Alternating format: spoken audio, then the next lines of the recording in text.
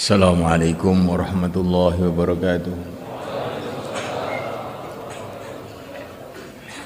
Innal hamdalillah nasta'inuhu wa nastaghfiruhu wa nu'minu bihi wa natawakkalu alayhi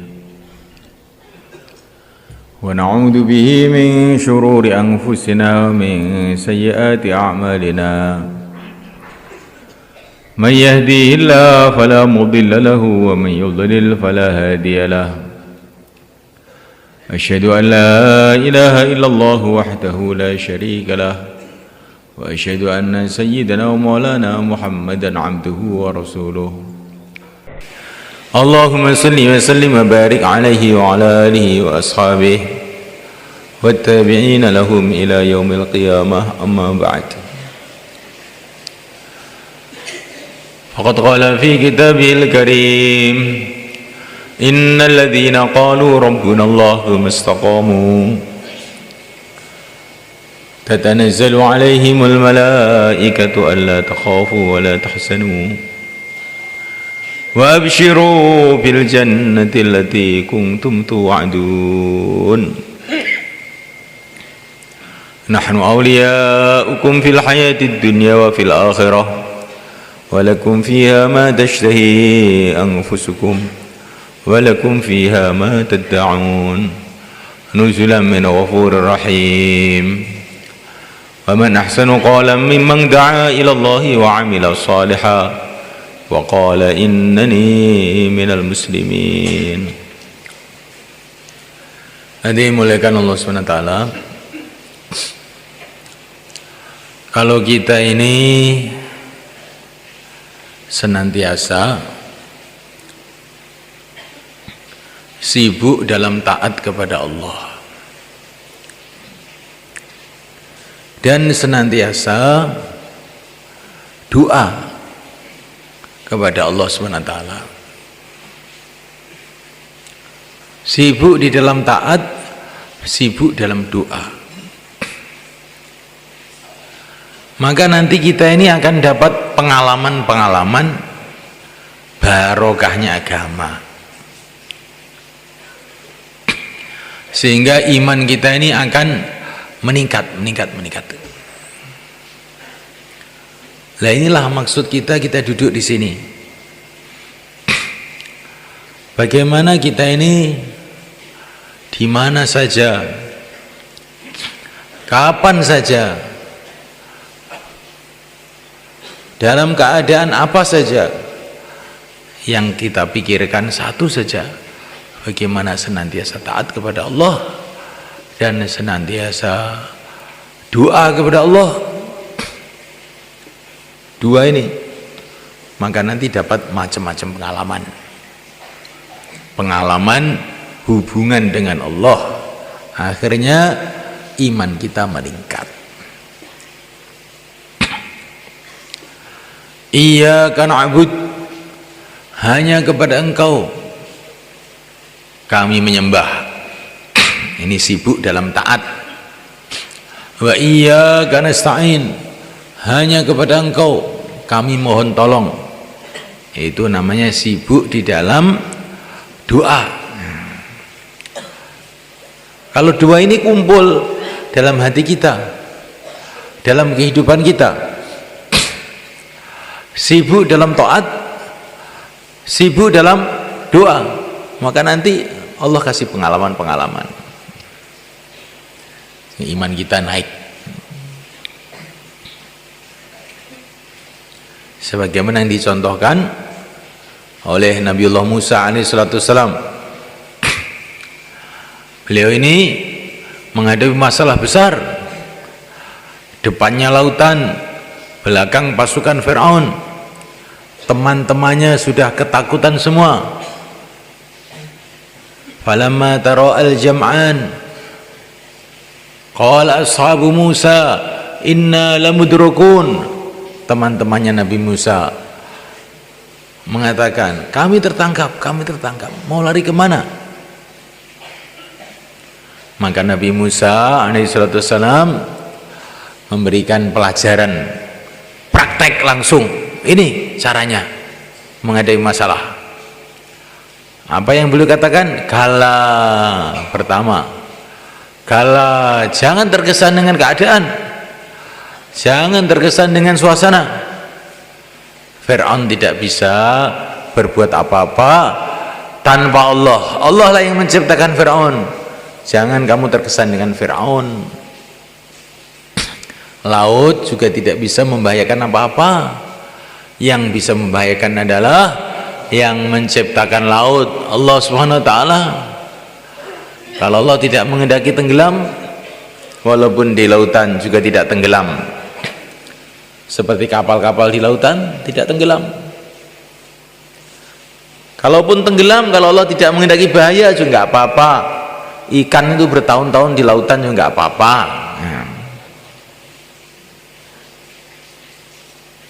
Loh, saya ini bukan ikan, Pak. Saya ini manusia. Kalau ke lautan ya mesti mampus saya. Yang menciptakan ikan, yang menciptakan manusia adalah Allah. Allah kuasa menjadikan kamu jadi seperti ikan, juga Allah kuasa.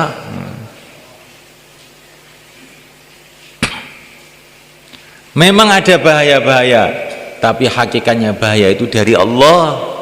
Memang ada manfaat-manfaat, tapi manfaat itu pada hakikatnya dari Allah.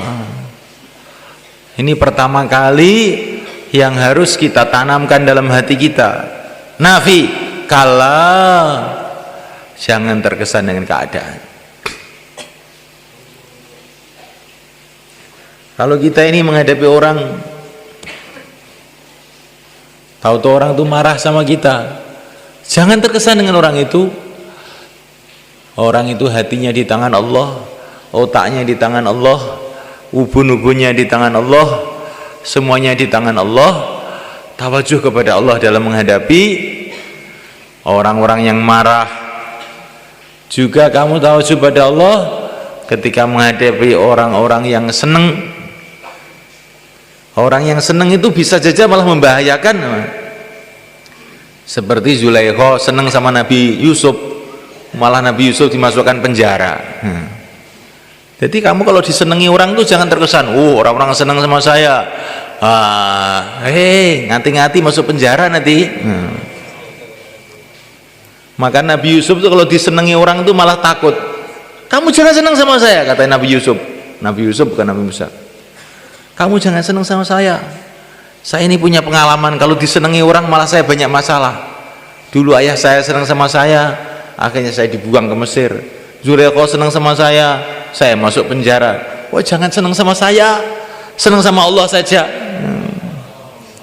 Jadi Nabi Musa itu bukan Nabi Yusuf bukan takut sama orang yang benci, malah takut sama orang yang senang. Itu Nabi Yusuf memberikan pelajaran kepada kita. Jangan terkesan dengan kawan, jangan terkesan dengan lawan. Kawan tidak bisa memberikan manfaat tanpa Allah. Lawan tidak bisa memberikan bahaya tanpa Allah. Kala, jangan terkesan dengan kawan, jangan terkesan dengan lawan, jangan terkesan dengan teman-teman kamu yang ketakutan, jangan terkesan dengan Fir'aun, jangan terkesan dengan lautan, jangan terkesan dengan apa-apa. Illallah, selain Allah. Itu iman. Iman itu begitu itu. Nah, kita belajar ini, mandang apa-apa ini dari Allah, dirasakan betul dan diucapkan dalam lisan. Jangan dirasakan dalam hati tok, dalam lisan juga diucapkan, kayak Nabi Musa, kala, diucapkan, jangan terkesan. Nah, diucapkan dengan lisan, dirasakan dalam hati, dipahami dengan otak. Nah, otaknya harus paham. Ini bukan perkara yang dipaksakan, ini harus dipahami betul. Yang berkuasa bukan manusia, yang berkuasa yang menciptakan manusia. Itu otak ini harus menerima betul. Yang berkuasa bukan Fir'aun, yang berkuasa yang menciptakan Fir'aun. Betul apa enggak? Nah, kalau enggak betul, bodoh berarti itu. Masa yang kuasa Fir'aun? Yang menciptakan Fir'aun dong yang kuasa. Jadi otak ini juga harus paham, hati harus merasakan, mulut harus mengucapkan. Kala, insya Allah mulai kan? Kita ini perlu latihan ini latihan 4 bulan belum cukup, ini ilmu besar ini. Ini cuman latihan jurus SH itu 3 tahun mulai kan? Cuman gini. 3 tahun kadang-kadang nggak lulus juga. Padahal latihan tangan untuk menguatkan otot-otot tangan itu perlu latihan. Untuk menguatkan ruhani perlu latihan juga. Bagaimana menghadapi orang senang, menghadapi orang marah, menghadapi bahaya, menghadapi tenang, tawajuhnya kepada Allah. Insya Allah kan? Latihan 4 bulan tidak cukup.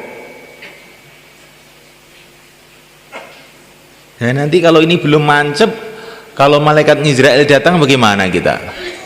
Oh, kita bingung nanti. Tapi kalau ini sudah mancep, kayak Sayyidina Umar radhiyallahu ta'ala anhu. Umar, kata Nabi kepada Sayyidina Umar, Umar, labbaik ya Rasulullah. Bagaimana sikap kamu Umar kalau nanti kamu dikubur, didatangi mungkar dan nakir? Maka Sayyidina Umar mengatakan, mungkar dan nakir itu apa ya Rasulullah? Itu 2 malaikat penguji kubur. Dia datang dengan sangat mengerikan. Suaranya seperti halilintar. Dia membawa pemukul yang besar sekali. Kalau kamu dipukul sekali aja kamu jadi lumat, jadi debu kamu. Bagaimana sikap kamu ketika menghadapi itu? Ya Rasulullah, iman saya waktu itu seperti iman saya sekarang ini. Iya. Wong kamu ya kamu itu. Kalau iman saya waktu itu seperti sekarang ini, saya nggak takut, katanya Sayyidina Umar. Maka Rasulullah itu tertawa. Benar, kamu tidak takut memang. Tadi malaikat Jibril sudah memberitahu saya, cerita kamu nanti di kuburan itu sudah ditulis di Lauhul Mahfuz. Umar ditanya oleh Mungkar dan Nakir, siapa Tuhan kamu? Maka kamu akan menjawab, Tuhan saya Allah. Kalau Tuhan kamu siapa? Sehingga Mungkar dan Nakir itu kebingungan. Ini ditanya kok malah ganti nanya, sudah kita mundur saja. Itu imannya Sayyidina Umar. Nah, kalau kamu bagaimana nanti? Khususi sama RT aja sudah takut. Nah, ngomong agama juga takut. Nah, kamu khusus ke sana? Oh, saya takut Pak. Loh kok takut gimana? Nanti kalau ketemu mungkar nangkir bagaimana? Kamu lari kemana?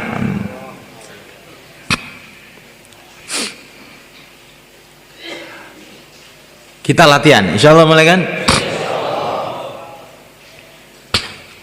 Kalau Sayyidina Umar memang sudah lulus, kalau kita ini perlu latihan-latihan lagi. Jadinya bagaimana? Ini nggak tahu, yang penting kita latihan. Kalau kita sudah latihan, doa terus, Allah tidak akan menyia-nyiakan kita. Innallaha la yudhi'u ajral muhsinin. Allah Subhanahu wa taala tidak akan menyia-nyiakan kalau kita usaha kebaikan. Insyaallah mulai kan? Mesti ada hasilnya, itu mesti ada. Kemudian Nabi Musa mengatakan, inna ma'ya rabbi, Tuhanku bersama aku. Tuhanku bersama aku. Tanamkan di dalam hati kalau menghadapi masalah itu, Tuhanku bersama aku. Kemudian yang ketiga, saya tunggu perintah Allah. Apa petunjuk Allah, apa perintah Allah. Nafikan makhluk, tanamkan dalam hati Allah bersama kita. Yang ketiga kali, apa perintah Allah. Misalnya sayahdin itu maknanya begitu itu. Sayahdin itu Allah akan memberikan petunjuk pada saya. Maksudnya saya tunggu perintah Allah, petunjuknya apa. Maka ketika Nabi Musa ini punya 3 sikap ini, selesai semua masalah.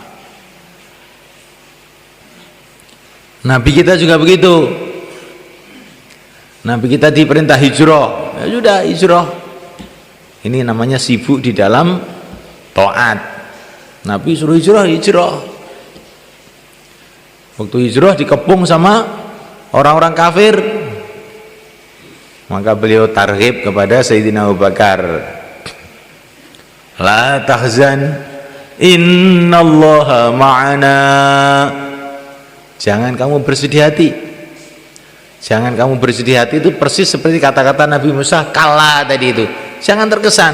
Nah, kamu tuh sedih kan karena terkesan toh dengan keadaan-keadaan orang-orang kafir pada ngamuk semua. La tahzan, nggak usah sedih, maksudnya nggak usah terkesan.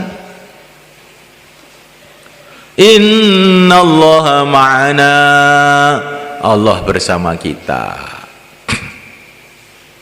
Sibuk dalam taat, tawajuh kepada Allah, akhirnya semua masalah barokah jadinya. Maka inilah semuanya yang mau kita usahakan. Dengan kita menghidupkan 5 amal masjid, dengan kita keluar jalan Allah, apa maksudnya?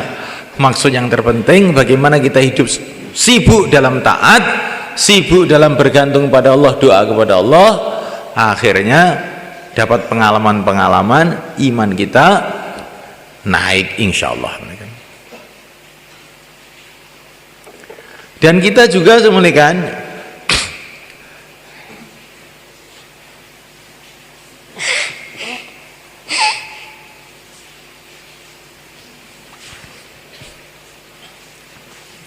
kita di dalam keluar jalan Allah dan juga dalam usaha agama semuanya ini, 5 amal masjid, usaha di pondok, usaha di mana saja, itu kita usaha bagaimana mengamalkan agama itu sempurna. Nah, amal agama itu kalau sempurna, itu agama itu ada rasanya sebenarnya.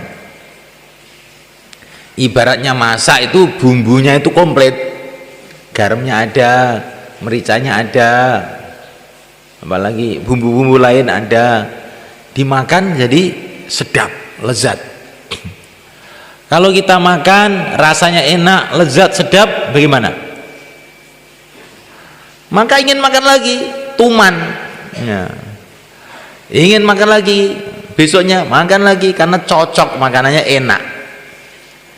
Tapi kalau makanan lauknya cuma garam saja, kapok, besoknya nggak mau makan lagi. Kita pergi ke warung, ternyata kasih nasi terus dilempar garam, yuk, besok nggak mau lagi ke situ. Ini warung apa? Nggak ada rasanya. Begitu juga agama semuanya kan. Kalau agama ini kita kerjakan komplit, ada kenikmatan yang luar biasa. Dakwanya dikerjakan, ibadahnya dikerjakan, taklimnya dikerjakan, akhlaknya diperbaiki, doanya diperbanyak. Maka semuanya kan agama ini ada kelezatannya. Ketika agama itu terasa lezat, nikmat, maka kita ini terus jadi istiqomah.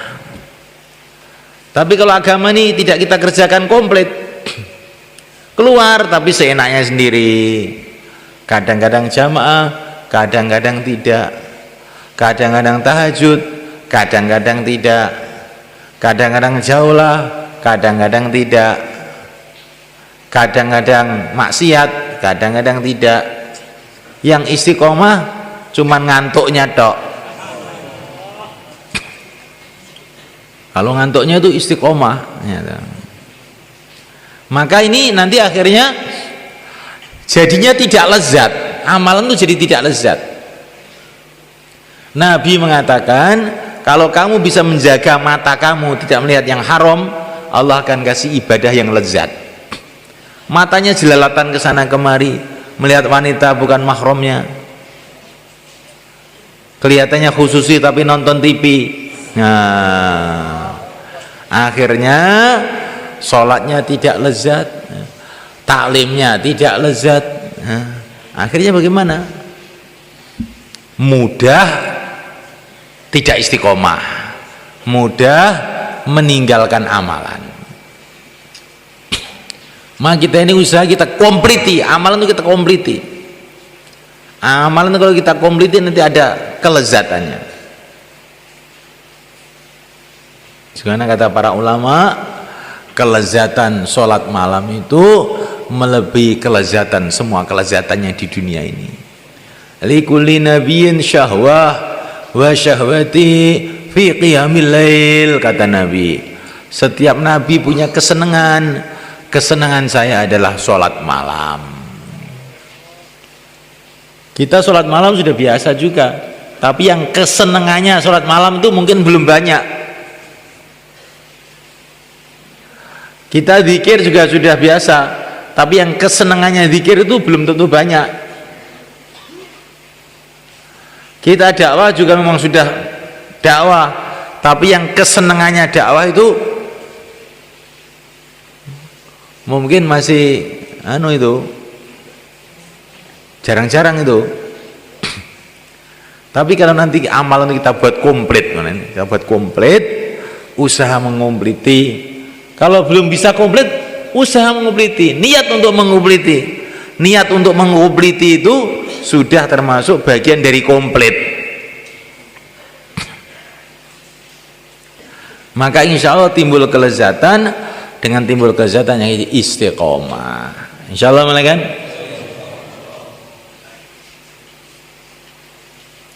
Orang naik mobil tapi tidak komplit naik mobil, ya, mobilnya nggak komplit, pintunya nggak ada, akhirnya masuk angin, ya nggak? Ketika masuk angin, mual-mual perutnya, angin ditinggalkan mobil itu, jalan kaki aja lah. Nah, begitu amal agama, kan? Kalau nggak komplit, nanti itu nggak ada kelezatannya, bahkan loro kabeh, akhirnya ditinggalkan. Tapi kalau komplit, nanti terjadi kelezatan, barokah, sehingga akhirnya kita istiqomah. Insya Allah, kan? Jadi kalau orang mengamalkan agama tidak lezat, itu bukan karena agama tidak lezat, karena tidak komplit. Maka bagaimana cara komplit? Ya ini keluar jalan Allah itu maksudnya belajar komplit ini, sehingga nanti berubah amalan jadi kesenangan. Asalnya amalan itu dipaksa-paksa, memang itu nafsunya manusia begitu. Tapi nanti lama-lama amalan berubah jadi kesenangan. Man taraka syai'an lillah awadahu khairan minhu. Barang siapa meninggalkan sesuatu karena Allah, maka Allah akan ganti yang lebih baik. Maka ada seorang anak raja di Persia sana, namanya Ibrahim ibnu Adham.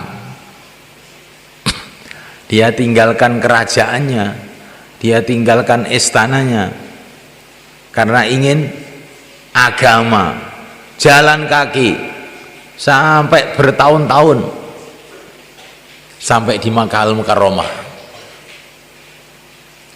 Terus dia duduk di pinggir jalan tidur. Tahu-tahu ada satu ulama yang kenal dia. Loh, ini Ibrahim ini, di bangunan Ibrahim.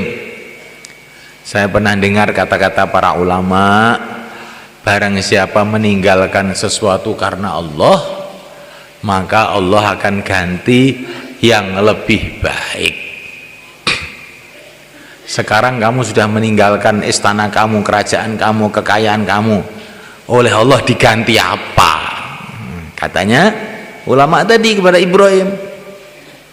Ibrahim mengatakan, Allah ganti saya rasa ridho marem dengan Allah. Nah, saya tidak pernah merasakan hati saya sebahagia sekarang ini. Jadi orang itu kalau mamanya keluar ini betul-betul karena Allah, bukan karena didorong-dorong orang, betul-betul karena Allah, nanti keluar itu akan dapat kelezatan. Marem, suruh pulang tuh rasanya untuk apa pulang, enak di luar. Katanya Maulana Umar, ketika saya keluar setahun itu pulang ke markas mau wapsi, maka oleh Syekh Yusuf dikatakan, Umar, kamu pulang, sudah setahun genap kamu. Maulana, bagaimana saya pulang? Saya bilang begitu. Ini umat masih keadaan seperti ini, saya pulang bagaimana? Saya mau keluar lagi. Diputus musyawarah kok, lagi pulang. Nggak mau, katanya Maulana Umar bilang, saya nggak mau. Terus dia ngambil tasnya, pokoknya mau berangkat lagi. Setelah sampai pintu markas itu, beliau duduk plek. Astagfirullahaladzim, sudah diputus oleh Syekh Yusuf, saya kok nggak mau taat, ini nanti batal amalan saya ini. Terus kembali lagi, iya Syekh, saya taat, suruh pulang ya pulang. Ada yang setahun sudah begitu itu, disuruh pulang nggak mau, ada belum? Kalau belum itu belum seperti Maulana Umar berarti ya. Saya tidak mengatakan kamu keluar setahun nggak ada gunanya, bukan begitu, belum seperti Maulana Umar. Jadi kamu itu dakwah sampai rasanya nggak mau pulang dulu, rasanya tok minimal itu, bukan oh ini sudah 1 bulan, oh tinggal 10 hari ini sudah mau pulang. Nah, ini namanya belum memenuhi target. Kita ibadah juga begitu, ibadah sampai rasanya itu nggak mau berhenti sholat gitu loh. Tahajud tuh sampai nggak tahu rakaatnya, pokoknya kayak Abu Rayhanah radhiyallahu ta'ala anhu, tahajud nggak terasa tahu-tahu adzan subuh, loh kok sudah subuh. Nah, sudah ada yang tahajud begitu, berarti belum seperti Abu Rayhanah ya. Bukan tidak ada gunanya kamu tahajud, bukan begitu, itu masih tahajud tingkat pertama. Taklim juga begitu, taklim sampai seneng dapat nasihat dari Nabi, nasihat dari para sahabat, nasihat dari para aulia. Bagaimana nggak seneng gitu, sampai rasanya nggak mau pindah duduknya dari Masjid Salim. Sudah ada yang begitu? Oh berarti kan perlu latihan lagi insyaallah. Khidmat begitu juga, khidmat tuh gosok WC, bersihkan masjid sampai seneng rasanya, pokoknya ini saya ingin gosok WC terus, khidmat pada orang-orang Islam. Syekh Bahauddin anak Syabandi gosok WC itu 12 tahun malah kan, akhirnya jadi wali. Nah, saya itu ingin 12 tahun gosok WC terus itu, bagaimana kira-kira? Insyaallah malah kan. Inilah target kita keluar itu, bukan sembarangan ini. Kalau keluar pikiran kita seperti itu, 40 hari itu sudah